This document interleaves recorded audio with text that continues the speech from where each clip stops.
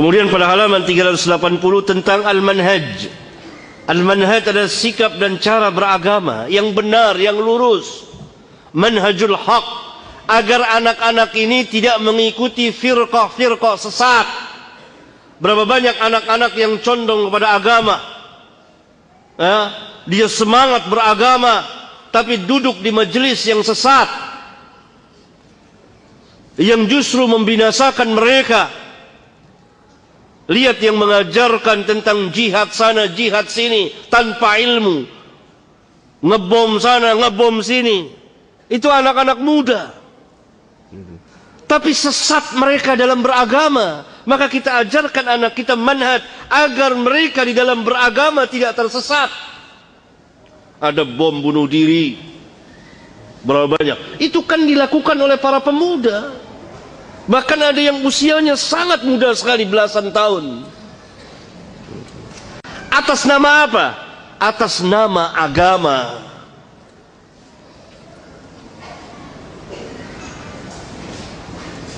Kenapa? Karena mereka diajarkan oleh para penyesat atas nama agama. Mereka diajarkan bukan oleh ulama, bukan oleh orang-orang yang berilmu. Hanya mengandalkan semangat, bermodalkan keberanian, tapi tidak berilmu.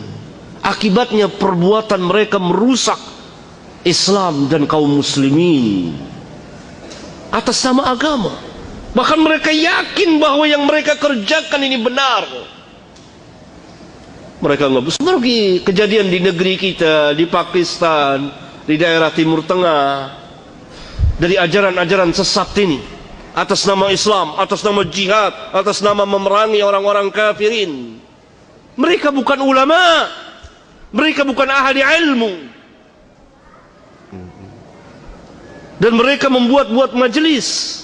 Nah, agar anak-anak kita tidak mengikuti ajaran-ajaran sesat ini, kita perlu mengajarkan manhaj.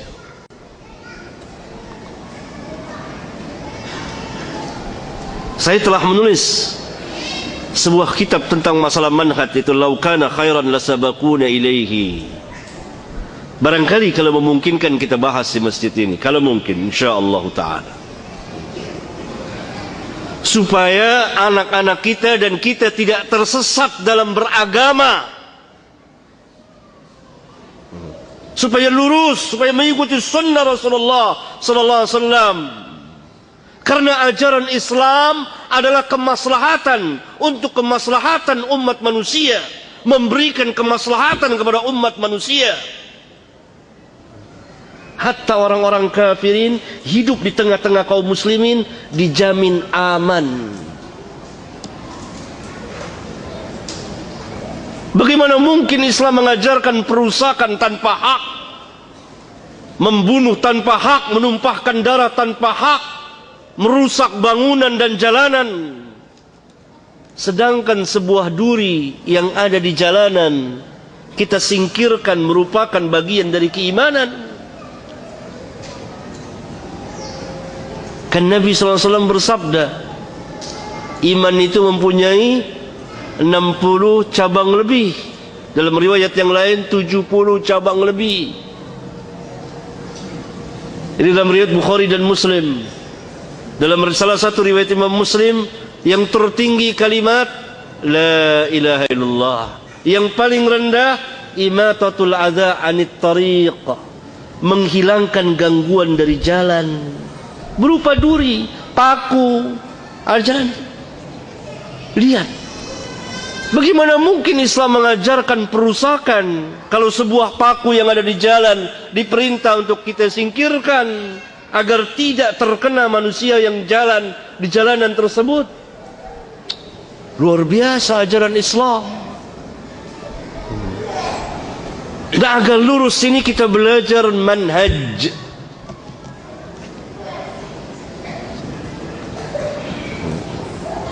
Agar tidak tersesat jalan. Karena ketika terjadi kebangkitan kembali kepada agama, berbagai manusia kembali kepada agama, akhirnya sebagiannya tersesat di dalam memahami kemudian mengamalkan, kemudian mendakwakan agama, maka terjadilah apa yang telah terjadi pada sebagian dari kita. Disebabkan apa? Kesesatan di dalam memahami din. Atas nama apa? Atas nama Islam. Dan hal ini diambil kesempatan oleh musuh-musuh Islam untuk merusak Islam.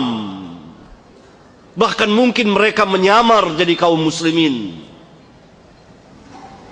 Akhirnya Islam yang rusak akibat perbuatan sebagian dari kaum muslimin, kemudian diambil alih oleh musuh-musuh Islam atas nama Islam, membuat kerusakan di mana-mana. Karena telah diperbuat pertama kali oleh, atau telah diberikan contoh oleh sebagian kaum muslimin, atau dilakukan oleh sebagian kecil kaum muslimin. Karena itu Islam bersama para ulama'nya berlepas diri dari perbuatan-perbuatan yang seperti itu. Nah, pemuda-pemuda ini belajar agama dari orang-orang yang tidak mengerti agama. Saya punya pengalaman tersendiri. Panjang cerita saya mengenai masalah ini. Pemuda-pemuda itu keras sekali. Mereka mengkafirkan sana, mengkafirkan sini. Atas nama Islam, atas nama jihad. Semangat. Mereka sholat, mereka ahli ibadah. Tapi bodoh. Semangat, tapi jahil. Berani, tapi tersesat jalannya. Belajar, tetapi kepada orang-orang yang jahil, bukan ulama. Mereka membaca ayat-ayat Al-Quran dari awal sampai akhir, tapi ayat-ayat itu tidak sampai melewati tenggorokan mereka, hanya sampai mulut saja. Mereka pahami sendiri. Ini akibat tidak adanya pelajaran manhaj. Karena itu sejak lama, sejak saya tulis kitab ini, saya menganjurkan kepada beberapa sekolah atau katakanlah pesantren untuk ada kurikulum khusus tentang pelurusan cara pemahaman agama atau manhaj itu sendiri.